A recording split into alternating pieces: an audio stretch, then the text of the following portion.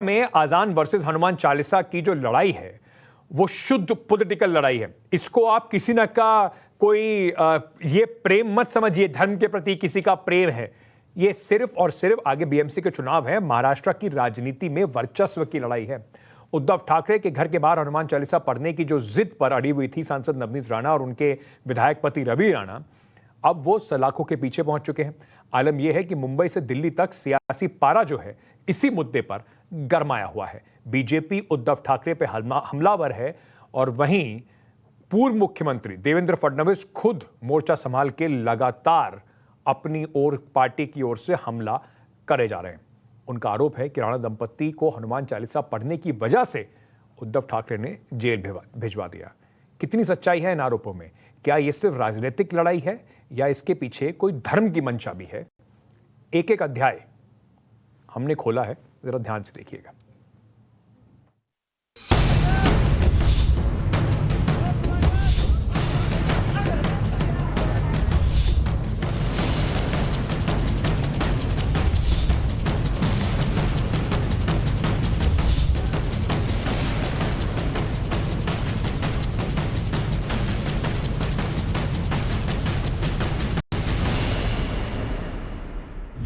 नवनीत राणा और रवि राणा, पत्नी सांसद और पति विधायक।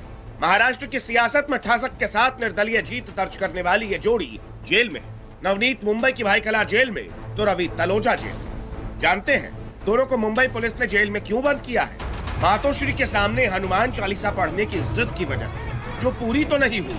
हाँ, पति पत्नी सलाखों के पीछे जरूर पहुंच गए। ये केस कैसे मुंबई से दिल्ली तक पॉलिटिक्स का हॉट टॉपिक बन गया है, आपको एकदम नई कहानी बताएंगे। लेकिन उससे पहले महाराष्ट्र के नेता विपक्ष देवेंद्र फडणवीस को सुनिए। हनुमान चालीसा महाराष्ट्र में नहीं बोली जाएगी तो क्या पाकिस्तान में बोली जाएगी? इतना हनुमान चालीसा से इनको नफरत क्यों है?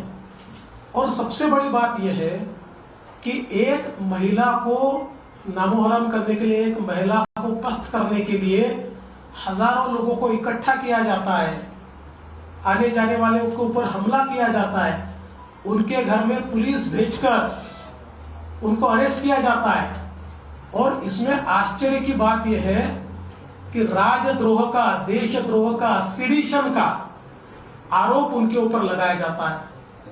अगर हनुमान चालीसा बोलना ये देशद्रोह होगा, ये राजद्रोह होगा, तो हम में से हर व्यक्ति ये राजद्रोह करेगा। हम सारे के सारे हनुमान चालीसा बोलेंगे और अगर सरकार में हिम्मत है तो सरकार हमारे ऊपर राजद्रोह का गुनाह लगाकर दिखाए।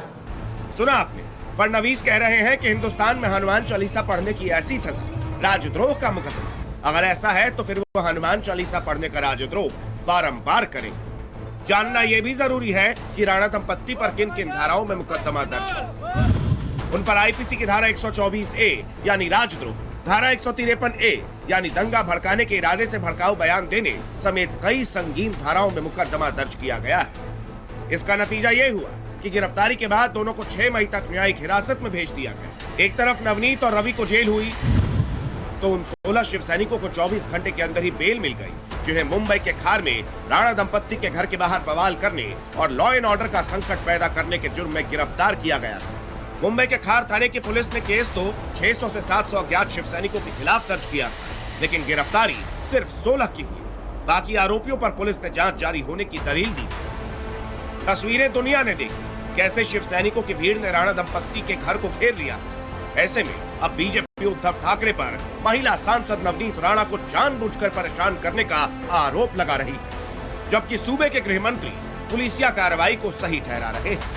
इलीगली उनको अरेस्ट तो किया ही जाता है, इस प्रकार के अलग अलग गुनाह तो लगाए जाते ही है, लेकिन अभी अभी जो खबर आई है उनको पुलिस कस्टडी में मिसट्रीट किया गया, उनको नीची जात का बच्चा बताकर उनके साथ दुर्व्यवहार किया गया, उनको पीने का पानी तक नहीं दिया गया। एक महिला सांसद को वॉशरूम जाने के लिए भी परमिशन नहीं दी गई। इस प्रकार से बदले की भावना से महाराष्ट्र में इससे पहले हमने कभी कार्रवाई नहीं देखी। ऐसा कोई पुलिस अपना काम कर रही है, ऐसा कि जानबूझ के किसी के ऊपर अटैक नहीं हो रहा है। अभी बीजेपी के कितने नेता हैं, लेकिन 2-4 नेता अगर ऐसा एकदम अशांति निर्माण करने के लिए कृत्य करेंगे और पुलिस कार्रवाई नहीं करेगी तो क्या पुलिस चुप बैठेगी? विवाद अजान के खिलाफ हनुमान चालीसा पढ़ने की चेतावनी से शुरू हुआ। मुद्दा एमएनएस चीफ राज ठाकरे ने उछाला, जिसमें अब बीजेपी और निर्दलीय विधायक सांसद राणा दंपत्ति भी कूद चुके हैं। लाउडस्पीकर के सवाल पर महाराष्ट्र सरकार ने सर्वदलीय बैठक बुलाई थी, जिसका देवेंद्र फडणवीस ने बॉयकॉट किया। बीजेपी की नाराजगी की वजह क्या है, ये आगे बताएंगे, लेकिन उससे पहले इस पूरे विवाद पर सीएम उद्धव ठाकरे के बेटे और राज्य के मंत्री आदित्य ठाकरे को सुनना भी जरूरी है, जो स्पीकर विवाद को फिजूल करार दे रहे हैं। ये एक नॉन इशू है एक्चुअली। अगर आप देखें तो ये पॉलिटिकल इशू बनाया जा रहा है। कई पार्टी शायद खुद को रिवाइव करने के लिए, ये सब बातें अलग हो सकती है, लेकिन हमारे सामने जो इशू है वो यही है कि महाराष्ट्र में जो सुख शांति बनी हुई है वो वैसे ही बरकरार रहे और लोग आज जो प्रोग्रेस देख रहे हैं महाराष्ट्र में वो प्रोग्रेस देखते रहे। कहीं भी इसमें भेदभाव का विषय नहीं होगा और सभी नागरिक एक साथ रहे, शांति से रहे और खुशहाली दिखाए। तो ये थे उद्धव ठाकरे और उनके पुत्र आदित्य ठाकरे। वो कह रहे हैं कि ये सब मुद्दा कुछ नहीं है, ये जबरदस्ती में मुद्दा बनाया जा रहा है। शिवानी अगर हमारे साथ अभी बनी हुई है तो मैं शिवानी से एक सवाल पूछना चाहता हूँ। शिवानी, ये जो कुल मिला के अभी तक जैसा मुद्दा सामने आया है, इसमें एक बड़ा सवाल उठता है कि शिव सैनिकों को अगर इतनी आसानी से बेल मिल गई तो क्या कहीं ना कहीं राणा दंपत्ति को एक सबक सिखाया जा रहा है सरकार द्वारा?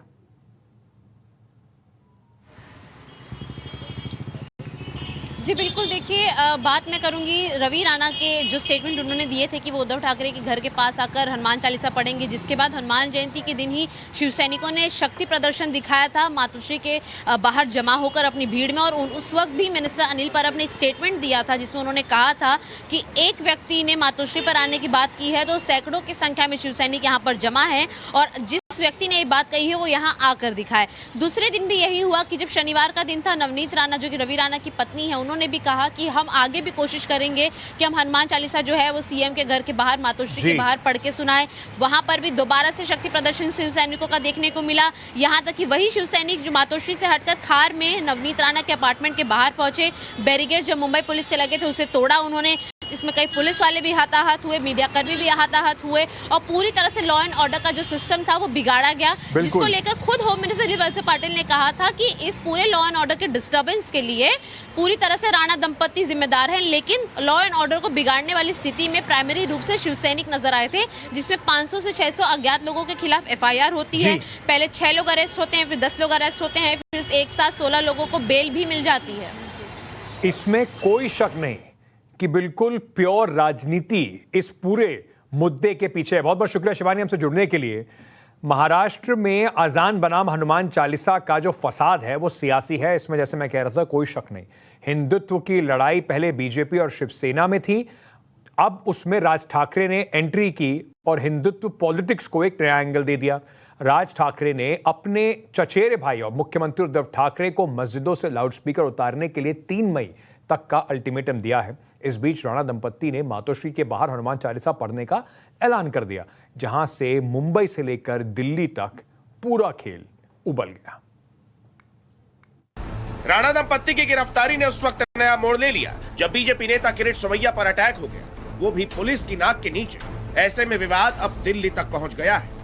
मुंबई की कानून व्यवस्था की शिकायत केंद्रीय गृह मंत्रालय से की गई है। इसे लेकर सोमैया समेत बीजेपी नेताओं ने देश के गृह सचिव से क्या गुहार लगाई है, ये बताने से पहले आपको थोड़ा फ्लैशबैक में लेकर चलते हैं। ये तस्वीर मुंबई के खार थाने की है, जहां राणा दंपत्ति की गिरफ्तारी की खबर सुनकर उनसे मिलने किरीट सोमैया पहुंचे तो उन पर पथराव हो गया। सोमैया ने आरोप लगाया कि यह हमला शिवसेना के गुंडों ने किया। अटैक पुलिस के शाह और उद्धव के इशारे पर हुआ। ऐसे में एक तरफ बीजेपी नेताओं ने केंद्रीय गृह मंत्रालय से महाराष्ट्र सरकार की शिकायत की है, तो दूसरी तरफ देवेंद्र फडणवीस ने भी देश के गृह सचिव को चिट्ठी लिखकर महाराष्ट्र में कानून व्यवस्था की हालत को गंभीर बताया है।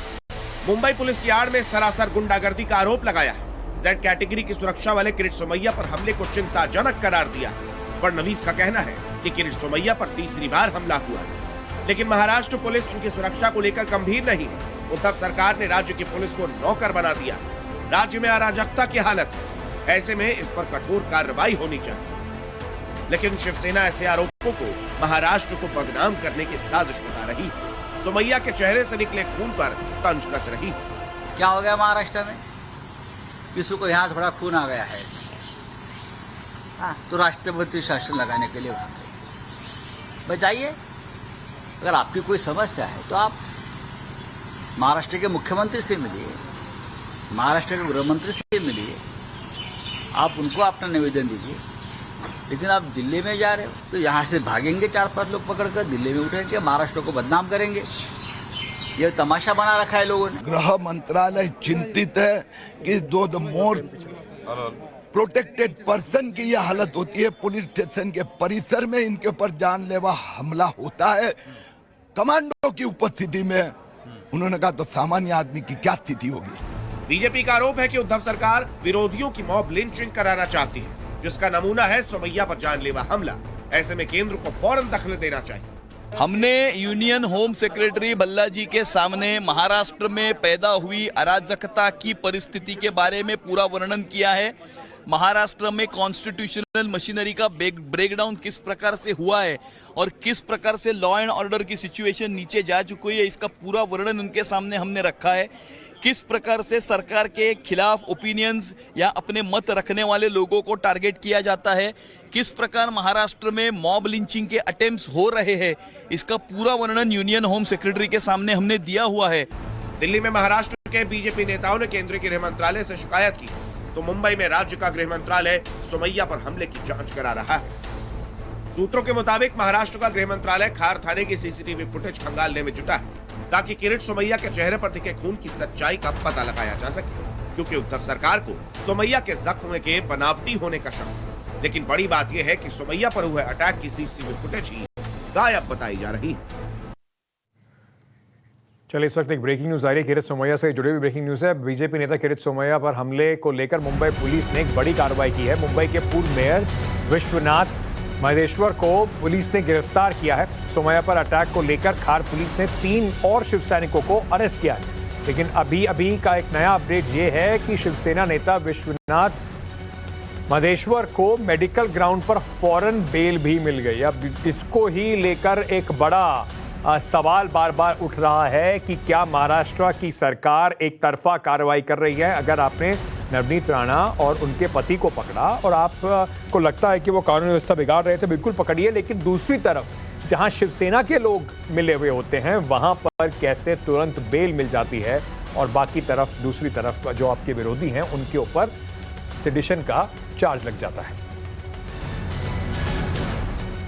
तो पहले राज ठाकरे, फिर राणा दंपत्ति और अब किरीट सोमैया। समझना मुश्किल नहीं है कि हनुमान चालीसा विवाद की आड़ में आने वाले जो है सबसे बड़ा जो खेल है किस बात पे केंद्रित है।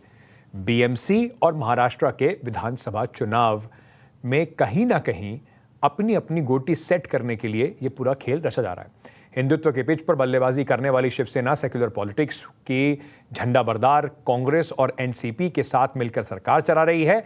ऐसे में बीजेपी ने ठाकरे फैमिली की उस नब्ज को पॉलिटिकल हिट करने की कोशिश की है जो कम से कम अब तक उनकी बपौती होती थी।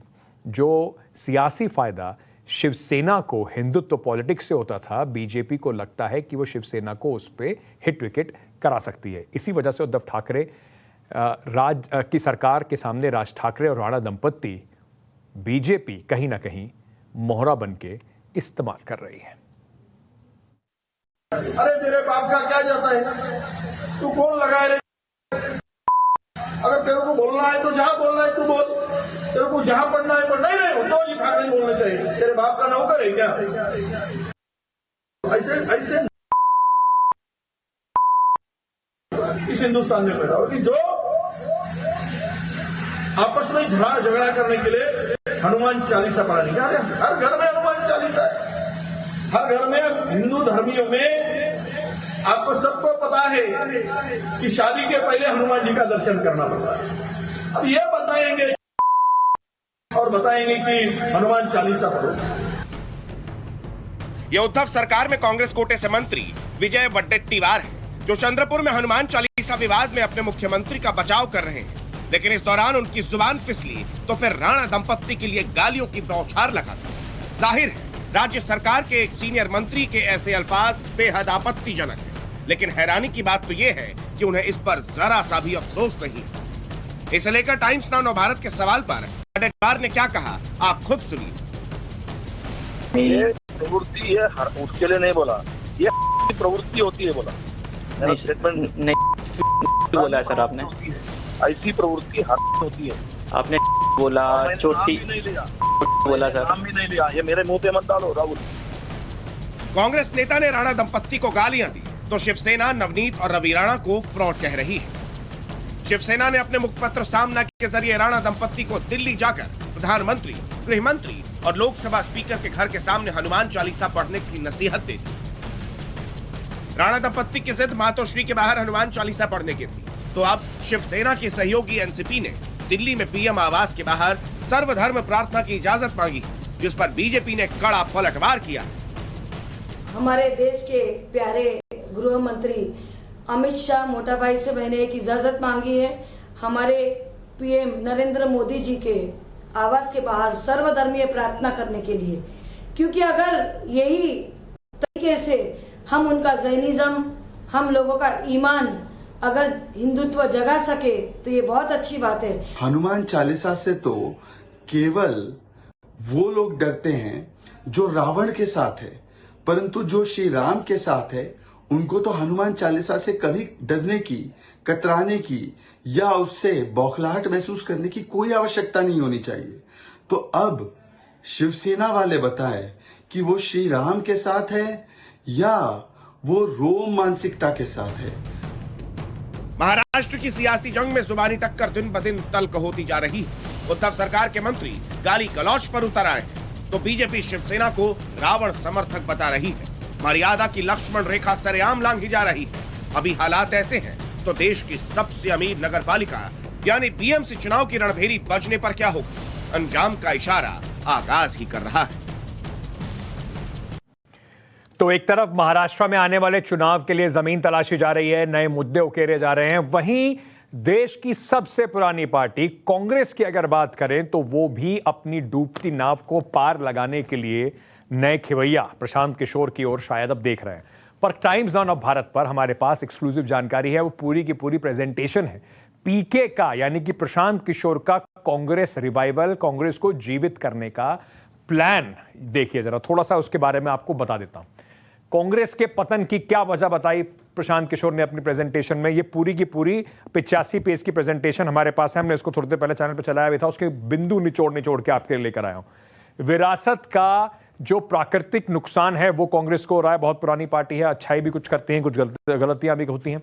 सामूहिक असंतोष के 4 काल, उसके बारे में बात हुई। उपलब्धियों को भुनाने में विफल रही है कांग्रेस, प्रधानमंत्री इतने सारे थे, अपने सारे प्रधानमंत्रियों की उपलब्धियों को ठीक से भुना नहीं पाई कांग्रेस पार्टी। पीके की प्रेजेंटेशन में क्या क्या है, 2024 के लिए क्या नहीं, नेतृत्व के मुद्दे को ठीक से हल करें, गठबंधन पर काम करने की जरूरत है, गठबंधन पर कोई शक व शुबा नहीं रहना चाहिए, संस्थापक सिद्धांतों पर जोर दिया जाए और जमीनी स्तर के नेताओं को नेतृत्व में और प्रबलता मिले, डिजिटल प्रचार का तंत्र मजबूत किया जाए, यह भी प्रशांत किशोर चाहते हैं। मैसेंजर जो है वो एक बहुत बड़ी प्रॉब्लम है। एक ये बड़ा इंटरेस्टिंग है, ये बिल्कुल उनके पेज नंबर 25 पर है कि क्या मॉडल कांग्रेस पार्टी का होना चाहिए। यूपी अभी जो है यूपीए अध्यक्ष किसी और को बना दें, ये चाहत है, यानी कि कांग्रेस की चाहत है। कांग्रेस अध्यक्ष सोनिया गांधी रहे, उपाध्यक्ष या वर्किंग प्रेसिडेंट किसी और को बनाया जाए। संसदीय बोर्ड के नेता के तौर पर राहुल गांधी, यानी कि अध्यक्ष और उपाध्यक्ष के पद से अलग हटके राहुल गांधी संसदीय बोर्ड के नेता के तौर पर उभरे और महासचिव ऑर्गेनाइजेशन के तौर पर प्रियंका गांधी। अगर इसको करा जाता है तो इसे करने का वायबिलिटी मॉडरेट, यानी कि कम इसके चांसेस हैं, और इससे जो इंपैक्ट होगा, यानी कि इससे जो कांग्रेस के लिए फायदा हो सकता है वो भी मध्यम यानी कि मीडियम इंपैक्ट का होगा। विकल्प क्या है कि इसको बदला कैसे जाए। सोनिया गांधी को यूपीए चेयरपर्सन बना दिया जाए, एक गैर गांधी को कांग्रेस का अध्यक्ष बनाया जाए, जो उपाध्यक्ष या वर्किंग प्रेसिडेंट की आवश्यकता नहीं है। राहुल गांधी अभी भी इससे बाहर रहे, संसदीय बोर्ड के नेता रहे, प्रियंका गांधी को भी कांग्रेस महासचिव के तौर पर रखा जाए, ये करना मुश्किल है, प्रशांत किशोर को ऐसा लगता है, पर अगर ये हो जाता है तो इससे कांग्रेस को फायदा ज्यादा होगा, ऐसा प्रशांत किशोर कह रहे हैं। रंजीता, ये जो पूरा, मेरी सहयोगी इस वक्त हमारे साथ जुड़ रही हैं, ये जो पूरा आपने एक्सेस किया है कांग्रेस की प्रेजेंटेशन, जितना देखने में पर्दे में आसान लग रहा है, उतना असल में से जमीन पर लाना किसी महाभारत से कम नहीं है। अंकित, देखिए निश्चित तौर पर चुनौती है कांग्रेस पार्टी के सामने। यही कारण है कि कांग्रेस से अलग एक ऐसे चेहरे को कांग्रेस अपने साथ लाना चाहती है जो हमेशा से कांग्रेस पार्टी या दूसरी पार्टियों के लिए भी फायदेमंद हुए हैं। कहा जाता है प्रशांत किशोर उसी पार्टी को या उसी चेहरे को चुनते हैं जो सत्ता में आ सकती है। हमेशा फायदे का सौदा प्रशांत किशोर करते हैं, लेकिन कई बार प्रशांत किशोर को भी विफल होना पड़ा है। चाहे वो हम बात 2017 के उत्तर प्रदेश विधानसभा चुनाव की करें, जिसमें कांग्रेस और सपा का गठबंधन एक साथ हुआ था और उस समय कांग्रेस को मुंह की खानी पड़ी थी, और उसके बाद ही प्रशांत किशोर को कांग्रेस से बाहर का रास्ता दिखाया गया। एक बार फिर एंट्री हो रही है प्रशांत किशोर की, लेकिन इस बार कुछ शर्तों के साथ एंट्री की जा रही है। जो इस प्रेजेंटेशन की हम बात कर रहे हैं, जो लगातार हम अपने टीवी स्क्रीन पर दिखा रहे हैं, उसमें हर वो दवा, हर वो कह सकते हैं कि सर्जरी करने की बात कही जा रही है जिससे कांग्रेस को सत्ता तक लाया जा सके। लेकिन सवाल ये उठता है कि जो जो चीजें प्रशांत किशोर कह रहे हैं उसको कांग्रेस का पार्टी कितना मानती है, क्योंकि कुछ इसी तरह की चीजें G23 के नेता भी कह रहे थे। वो कह रहे थे कि गैर गांधी को आप अध्यक्ष बना दीजिए। कपिल सिब्बल ने भी यही बात कही थी, जिसके बाद कपिल सिब्बल पर कार्रवाई करने की बात कांग्रेस के कई नेताओं ने कह दिया। लेकिन इन तमाम चीजों से क्या निचोड़ निकल कर आता है, क्योंकि कांग्रेस पार्टी के अंदर आकर प्रशांत किशोर क्या कमाल दिखा पाते हैं, ये आने वाला वक्त बताएगा। और सवाल ये कि बड़े नेता क्या प्रशांत किशोर को अंदर आने देंगे या नहीं। बड़ी चुनौती प्रशांत किशोर के जीवन की कांग्रेस पार्टी होने वाली है।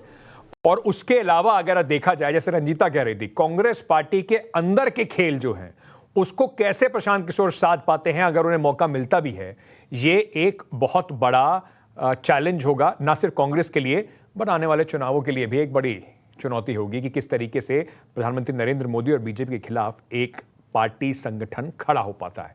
छोटा सा ब्रेक इस वक्त ले रहे हैं। खबरों का सिलसिला लोकतंत्र में जारी है, बने रहिए।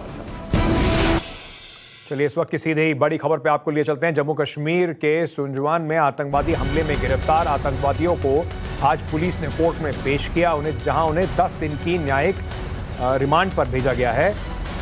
टाइम्स नाउ भारत ने के पास एक एक्सक्लूसिव वीडियो है जिसमें सभी आतंकवादी पुलिस की पेशी के लिए ले जाया जा रहा है। हमारे संवाददाता ने आतंकवादियों से बात करने की कोशिश की, आपको सुनवाते हैं। कितने लोगों को आप लेके आए, कितने पैसे मिलते थे और किनसे बातचीत करते थे पाकिस्तान में, बता सकते हैं? आपको एक पल के लिए भी नहीं लगा कि आप अपने लोगों को मरवाने के लिए पार से लेके आ रहे हैं लोगों को? एक पल के लिए भी शर्म नहीं आई आपको? हाँ, अगर जो लोग आपकी रक्षा करते हैं उनको मरवाने के लिए आप लेके आते हैं वहां से, कब से, कितनी बार से आप ट्रक में अभी तक लेके आ रहे हैं? आपको कैसे लगता है कि कश्मीरियों को खैर हो सकते हैं? कश्मीरियों को मारने के लिए आते हैं। हाँ, जो लोग आपकी जान की रक्षा करते हैं आप उनको मरवाने के लिए लेके आते हैं। कितने पैसे मिलते थे आपको इस काम के लिए पाकिस्तान से? बताइए, पाकिस्तान से कितने पैसे मिलते थे? एक पल के लिए भी आपको शर्म नहीं आई इसके लिए? देखिए, अभी हम बात कर रहे थे, ये दो लोग हैं, एक का नाम यहाँ पे बिलाल बागी है, दूसरा शफीक है। एक उनको वहाँ पे जगह दे रहा था, दूसरा ट्रक में लेकर आता है। ये सुसाइड बॉम्बर जैश मोहम्मद के, और इनकी साजिश थी पुलवामा से बड़ा अटैक करने की, उनको सिक्योरिटी इंस्टॉलेशन में ले जाना ताकि ज़्यादा से ज़्यादा लोगों को मरवा सके। पूरी कोशिश इनकी थी। आप देख सकते हैं कि हमने इनसे पूरे सवाल पूछे, तीखे सवाल पूछे, कब से ये ला रहे हैं, क्यों ला रहे हैं? क्या इनको एक पल के लिए भी कभी शर्म नहीं आई कि उन सुरक्षा बलों को मरवाना चाहते थे जो कश्मीरियों की रक्षा करते हैं, जो देशवासियों की रक्षा करते हैं? प्रदीप दत्ता, अमित भारद्वाज के साथ। चलिए, तो ये आप देख रहे थे किस तरीके से कोशिश जो की हमारे सहयोगी ने बात करने की, जिन लोगों के ऊपर आरोप लगाया गया है कि ये वहां पर आतंकवादियों को पनाह दे रहे थे, उनके लिए काम कर रहे थे। अब देश भर में बुलडोजर का शोर है, उसके ऊपर लगातार ये बात हो रही है कानूनी तौर पर ये जो कार्रवाई हो रही है ये कितनी ठीक है। भारतीय जनता पार्टी शासित प्रदेशों में के साथ साथ अशोक गहलोत की सरकार ने राजस्थान में भी बुलडोजर वाला एक्शन ले रहे हैं।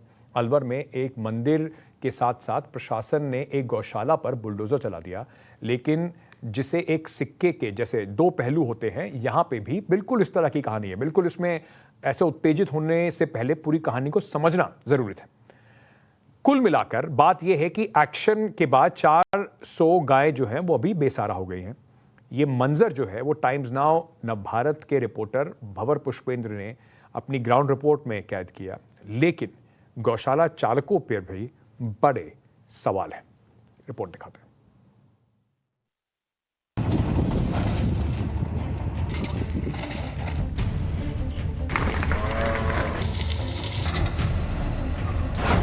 अलवर में एक गौशाला की दीवारों पर बुलडोजर चला दिया गया। ये जो कार्रवाई हुई है ये उसकी तस्वीरें हैं। वन विभाग ने यहाँ से दीवारें हटाई हैं, लेकिन जो सवाल यहाँ पर उठ रहे हैं वो सवाल ये है कि गौशाला के नाम पर खेल किया जा रहा था। एक झटके में 400 से ज्यादा गाय बेसहारा हो गई। गायों की स्थिति क्या है मैं कहूंगा मेरे विजय दिनेश से दिखाएं जरा नजदीक जा जाके किस तरह से पिंजर से चिपकी हैं गायें। इतना ही नहीं, बीमार गायें भी हैं, मृत गायें भी हैं। कई गायों की हालत खराब है तो कई सड़कों पर मृत पाई जा रही है। हालात जो मैं आपको दिखा रहा हूं उसको देखकर आप अंदाजा लगा सकते हैं, क्योंकि तस्वीरें कभी झूठ नहीं बोलती हैं। अब सवाल ये है कि आखिर इन गायों की इस हालत का जिम्मेदार कौन है? गौशाला पर कार्रवाई सही है या गलत? ये पूरा मामला समझने के लिए ग्राउंड जीरो पर पहुंचना जरूरी था। टाइम्स नाउ नवभारत रिपोर्टर भंवर पुष्पेंद्र अलवर के कटमूर पहुंचे। उस गौशाला में गए जहां कार्रवाई हुई। वहां पहुंचकर पूरी तस्वीर साफ हो गई। दरअसल करीब 10 साल से ये गौशाला यहां चल रही थी, लेकिन गौशाला संचालक ने गौशाला के नाम पर वन विभाग की कुछ जमीन पर अतिक्रमण कर रखा था। गांव वालों का आरोप है कि गौशाला की आड़ में गौशाला संचालक गो तस्करी कर रहा था। कैसे चल रहा था ये गोरख धंधा, ये आपको तफसील से समझाएंगे, लेकिन सबसे पहले देखिए कि यहाँ गायों की स्थिति क्या है। अलवर जिले के कठुमर तहसील का मैथना गांव इन दिनों गौशाला को लेकर सुर्खियों में है। तमाम तरह की बातें की जा रही है, गाय पर राजनीति की जा रही है, लेकिन गौशाला की असली हकीकत का पता तब लगता है जब ग्राउंड रिपोर्ट सामने होती है। और ग्राउंड रिपोर्ट के लिए हम यहाँ आकर पहुंचे हैं। आप जब देखेंगे ये गाय यहाँ पर है, मैं इसका स्वास्थ्य दिखा देना चाहता हूँ। जरा देखिए किस तरह का स्वास्थ्य इसका है। सारी पसलियां नजर आती हैं, हड्डियां दिखाई देती हैं। गौशाला पर सरकारी अनुदान मिलता है, 14 लाख रुपए का सरकारी अनुदान मिलता है। उसके अलावा प्राइवेट सेक्टर से भी लोग आस्था के वसीभूत खूब पैसा खर्च करते हैं ताकि गौ माता की रक्षा हो सके। हिंदुस्तान जहां गाय को मां कहा जाता है, वहां गाय पालन के नाम पर, गौशाला के नाम पर एक व्यक्ति जहां गौशाला रजिस्टर्ड कहीं और होती है, वो यहां आकर के वन विभाग की जमीन पर गौशाला तैयार करता है, ऐसा गांव वालों ने बताया है। और गायों की स्थिति क्या है मैं कहूंगा मेरे विजय दिनेश से दिखाएं जरा नजदीक जा जाके किस तरह से पिंजर से चिपकी हैं गायें। इतना ही नहीं, बीमार गायें भी हैं, मृत गायें भी हैं। गायों से गांव वाले परेशान नहीं थे, गांव वाले चाहते थे कि गौशाला रहे, लेकिन गायों के लिए उसमें काम तो हो। गाय के नाम पर आने वाला अनुदान अपनी प्रॉपर्टी बनाने के लिए अगर इस्तेमाल किया जाए तो फिर सवाल खड़े होने लगते हैं। और हालात जो मैं आपको दिखा रहा हूं उसको देखकर आप अंदाजा लगा सकते हैं, क्योंकि तस्वीरें कभी झूठ नहीं बोलती हैं। गायों की हालत जब टीवी न्यूज की हेडलाइंस बनी तो गांव वाले और पशुपालन विभाग के कर्मचारी मदद के लिए आ गए। गायों को दूसरी जगह पर ले जाया गया, लेकिन यहाँ कुछ गायें तो खड़ी होने की हालत में भी नहीं। गायों की स्थिति आप देखिए, ये एक गाय यहाँ आप देख सकते हैं किस तरह बीमार है, लेकिन जो यहाँ गोपालक बने, गौशाला खोले बैठे थे, वो नदारद हैं, वो यहाँ नहीं हैं। अब मैं आपको दिखाता हूँ कि देखिए किस तरह से सांस लेने में भी तकलीफ महसूस करती है गाय। आप देख सकते हैं गौशाला के नाम पर लाखों रुपए का अनुदान और गायों की स्थिति बद से बदतर। सांस लेने की भी तकलीफ जिस गाय को हो, धूप में जो गाय चिलचिलाती धूप में पड़ी हो और उन गायों को पालने वाला गोपालक नदारद हो जाए।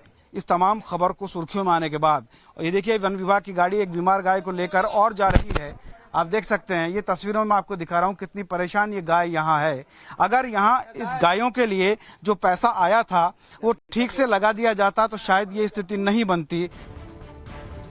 गौशाला के नाम पर यहाँ क्या चल रहा था, गायों के लिए कितने इंतजाम थे, इसकी पोल खोलती हुई ये तस्वीरें देखी। भूसा खाना है, लेकिन यहाँ भूसा है ही नहीं। अब मैं आपको दिखाता हूँ कि जो भूसा आता है, गायों को खाना खिलाने के लिए जो खाना आता है, उसके लिए स्टोर बहुत बड़ा बनाया गया है। लाखों रुपए आए हैं, लेकिन स्टोर में आप देखिए इतना चारा भी नहीं है कि मुश्किल से 50-60 गायों को भी एक साथ खिलाया जा सके। आप देखिए पूरा स्टोर खाली पड़ा है। तो ऐसे में सवाल ये उठता है कि गायों को खिलाया क्या जा रहा था। गायें लगातार मर रही थीं, ऐसा यहाँ के लोगों का कहना है। कार्रवाई के बाद गौशाला संचालक फरार है और अब जब ये दीवारें गिरी हैं तो सच सामने आ रहा है। गायों की स्थिति बद से बदतर है और गांव वाले देखिए सहयोग कर रहे हैं। जो गौशाला खोले बैठे थे वो यहाँ नहीं है। गांव वाले हैं, इनसे बात करते हैं। क्या हुआ है, क्या कर रहे हैं आप? भाई साहब इनको छोड़ के भाग चुके हैं यहाँ से। अच्छा। और भाई साहब भूखी मर रही है, कुत्ता मार रहे हैं लबार्टन। अच्छा। और गौशाला की गाय मंगाई, गाड़ी मंगाई है, इनने भाई साहब भेज रहे हैं दूसरी गौशाला शिफ्ट कर रहे हैं। अच्छा। रात को 5-6 सिगरेट मार दिए कुत्ता ने। टाटा भर के जा रही यहाँ थे, चोरी थे। खुद नाम ना ले रो, घर बैठो। अब क्या गायों को बेच रहे थे? गाय बेच रहे, नाज भल्ले को यहाँ थे, इनके सारे बेच दिए गल। अच्छा। ये भूखी मर रही है बेचारी। अच्छा। और भी लोग हैं, जरा देखिए इनसे बात करते हैं। यहाँ एक युवा साथी और हैं। क्या हकीकत है, क्योंकि गौशाला के नाम पर राजनीति बहुत हो रही है? भाई साहब बिल्कुल राजनीति हो रही है। जो अपने धंधे के लिए गौशाला खोली, तूरे की छटाक नहीं, गांव में से उगाए के तूर लाए, जब ये 2 दिन कटे और पैसा उगता है, रुपये उगता है, नाज उगता है, अपने घर भर देता है। ये जो कार्रवाई हुई है ये उसकी तस्वीरें हैं। वन विभाग ने यहाँ से दीवारें हटाई हैं, लेकिन जो सवाल यहाँ पर उठ रहे हैं वो सवाल ये है कि गौशाला के नाम पर खेल किया जा रहा था। एक ऐसा खेल जिसमें जमीन हड़पने के लिए, जिसमें चारा बेचने के लिए, जिसमें मृत गायों की हड्डियां बेचने के लिए, जिसमें गायों को बेचने के लिए, क्योंकि 425 के आसपास गायों की संख्या बताई जा रही है। अनुदान सरकार से मिल रहा है, प्राइवेट सेक्टर से पैसा आ रहा है, दानदाता पैसा दे रहे हैं, लेकिन स्थितियां बद से बदतर हैं। हमने जितनी भी गायें यहाँ पर देखी हैं, बहुत कमजोर, बीमार और लाचार टाइप गायें यहाँ देखी हैं। और जहाँ तक उनके चारे की बात है, स्टोर में चारा नहीं है। ऐसे में 425 गायें जब बताई जा रही हैं तो वो गायें खा क्या रही थी, ये बड़ी बात है, ये जांच का विषय है। गांव वालों का कहना है कि 2 दिन से वो लोग इकट्ठा करके चारा लेकर आए हैं, तब जाकर इन गायों को खिलाया गया है। और जो कथित बाबा बनकर यहाँ बैठे थे वो अब नदारद हैं। हाँ, प्रशासन की तमाम गाड़ियां यहाँ पर हैं, उनसे बात करने की कोशिश करेंगे। आइए चलते हैं। तमाम स्वास्थ्य परीक्षण किया है गायों का, क्या स्थिति है? अब गाय थोड़ी कमजोर स्थिति में है। अच्छा। हाँ जी।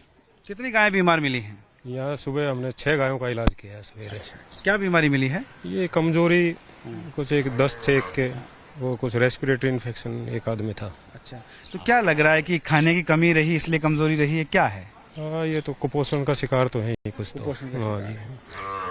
तो आप समझ सकते हैं, इनका कहना है कि कुपोषण का शिकार ये गायें थी। और कुपोषण क्यों हो रहा था? क्योंकि चारा बेचा जा रहा था। चारा बेचने के बाद ये गायें भूखी थी, ये स्थिति थी। और देखिए एक और बीमार गाय वहाँ मैं आपको दिखाता हूँ। वो कोशिश कर रहे हैं ग्रामीण लोग उसको ले जाने की, लेकिन वो फिलहाल उठ नहीं रही है। किस तरह से गायों की स्थिति है उसको देखकर अंदाजा लगाया जा सकता है। लेकिन हाँ, कमर्शियल पॉइंट पूरा इसको बनाया हुआ था। बाहर की दुनिया के लिए यह जगह भले ही एक गौशाला थी, लेकिन इसका संचालक यहाँ कुछ और ही करता था। गौ सेवा के लिए सरकार से अनुदान आता था, लोग डोनेशन देते थे, लेकिन गौशाला को देखकर बिल्कुल नहीं लग रहा कि यहाँ ये पैसे खर्च भी हुए। गौ सेवा की जगह इस जगह को एक कमर्शियल सेंटर बना दिया गया। गायों का शोषण किया जा रहा था। वो कोशिश कर रहे हैं ग्रामीण लोग उसको ले जाने की, लेकिन वो फिलहाल उठ नहीं रही है। किस तरह से गायों की स्थिति है उसको देखकर अंदाजा लगाया जा सकता है। लेकिन हाँ, कमर्शियल पॉइंट पूरा इसको बनाया हुआ था। तस्वीरें वहां से आपको दिखेंगी जहां गाय के गोबर से किस तरह लकड़ियां बना करके उसको कमर्शियल रूप दिया जा रहा था। जो इस दीवार के पास ये पूरा ढेर देख पा रहे हैं, ये गोबर जो होता है गाय का, उससे ये लकड़ियां बनती हैं। और ये लकड़ियां पवित्र मानी जाती हैं और आजकल इनकी बहुत डिमांड है मार्केट में। गाय भले ही भूखी मरे, गाय भले ही बीमार हो, लेकिन उन्हें सिर्फ इस कमर्शियल रूप से काम था, ऐसा गांव वालों का आरोप है। मशीन देखिए, यहाँ पे ये मशीन लगाई हुई है, ये आप तस्वीरों में देख सकते हैं। इस मशीन को लगा करके कंडों से ये इस तरह की लकड़ियां तैयार की जा रही थी। चूंकि एक व्यक्ति विशेष ही ये गौशाला खोलकर बैठा था, वहां अनुदान जो आ रहा था, लोगों से, दानदाताओं से जो पैसा आ रहा था, उसका पूरा कमर्शियल उपयोग यहाँ किया जा रहा था, ऐसा गाँव वालों का आरोप है। गाँव वालों ने यह भी कहा है कि कुछ मृत गायें भी हैं जो अभी भी आसपास के क्षेत्र में यहाँ पड़ी हुई हैं, लेकिन उनका कोई ख्याल नहीं रखा गया था, इसलिए वो मृत हुई। ये जानने के लिए हमें थोड़ा दूर चलना पड़ेगा और देखेंगे कि आखिर गांव वालों की इस बातों में कितनी सच्चाई है। ये तो गौशाला के अंदर की तस्वीर। अब जब दीवारें टूट गई हैं, तो कुछ गायें आसपास के इलाकों में निकल गई। लेकिन इनकी हालत इतनी कमजोर है कि जगह जगह दिल दहला देने वाला दृश्य। हम आगे बढ़ रहे हैं उस क्षेत्र की तरफ जहां बताया जा रहा है कि एक गाय भी यहां पर मरी हुई पड़ी और किस दुर्गति के साथ उनको पटक दिया जाता था, उसकी वानगी मैं दिखाऊंगा। उसके बाद यहाँ गांव वालों से हम बात करेंगे, लेकिन पहले मैं आपको दिखाना चाहता हूँ, इस तरफ आप देखेंगे ये यहाँ, हालांकि तस्वीरें इतनी भयावह हैं कि स्क्रीन पर दिखाना बहुत मुश्किल है। मृत गाय पड़ी है, कौवे नोचने में लगे हुए हैं। इस तरह की तस्वीरें हालांकि स्क्रीन पर दिखाना ठीक नहीं है, इसलिए हम उसको ब्लर भी कर रहे हैं। और यहाँ कुछ गांव वाले हैं, जरा उनसे हम बात करने की कोशिश करेंगे। ये देखिए यहाँ, इसको नीचे रखिए। ये गौशाला को लेकर बड़ी राजनीति हो रही है। हाँ, क्या है मामला? मामला ये है साहब, अगर पंडित अपने घर को बना रहा है, गान को कुछ नहीं खिलाता है और जो भी उगाई फुगाई आती है उसको अपने घर को ले जाता है, प्लॉट खरीदता है और गांव वाला कोई कहता है उसके नाम FIR करा देता है। अच्छा। उसको धमका देता है और कोई गांव उनकी सेवा नहीं करता है। तो अच्छा, कुछ राजनीतिक पार्टियां सक्रिय हो गई हैं, जैसे गौशाला का नाम आया और वो पूरी राजनीति शुरू हो गई है। हाँ, वही है, राजनीति कर रहे हैं गौशाला के नाम से। प्रशासन प्रयास कर रहा है, इंतजाम किए जा रहे हैं, लेकिन सवाल ये उठता है कि बीते 1 दशक से क्या किया जा रहा था? क्या सरकार का काम सिर्फ अनुदान देना है या फिर इन गौशालाओं के निरीक्षण नाम की कोई चीज भी होती? अब जब सच सामने आया है तो प्रयास किए जा रहे हैं। तो ग्राउंड रिपोर्ट हमने आपको दिखाई, अब आप तय कीजिए कि गायों पर राजनीति करना ठीक है या फिर इन गायों की व्यवस्था करना ठीक है। अभी तक सिर्फ गायों पर एक राजनीति हो रही है, लोग तरह तरह की बातें निकाल रहे हैं, लेकर आ रहे हैं, लेकिन मदद के लिए कोई नहीं आ रहा है। नेता आते हैं, चले जाते हैं, बयान देते हैं और फिर निकल लेते हैं। व्यवस्थाएं अभी की जा रही हैं, गायें शिफ्ट हो रही हैं, तो बेहतर यही है कि बजाय गायों पर राजनीति करने के उनके लिए व्यवस्था की जाए और इतनी अच्छी व्यवस्था हो कि जिस तरह की राजनीति उस पर होती है उससे कई गुना ज़्यादा अच्छी व्यवस्था अगर होगी तो शायद ये गोवंश बच पाएगा। कैमरामैन दिनेश शर्मा के साथ भंवर पुष्पेंद्र, टाइम्स नाउ नव भारत, कठुमर, अलवर। अब आप सोच के देखिए, गौरक्षा के नाम पर जिनके पूरे पूरे धंधे चल रहे हैं, जो राजनीतिक पार्टियां इसके ऊपर पूरा चुनाव लड़ने की कोशिश कर जाती हैं, वो इन मुद्दों पे शांत हैं। शायद उनके पास अभी दूसरे मुद्दे हैं, उनके पास आज़ान बाज़ान काफ़ी सारे मुद्दे हैं व्यस्त रहने के लिए। बहुत बहुत शुक्रिया लोकतंत्र में हमसे जुड़ने के लिए। कल फिर मुलाकात होगी, बने रहिए टाइम्स ऑफ भारत के साथ।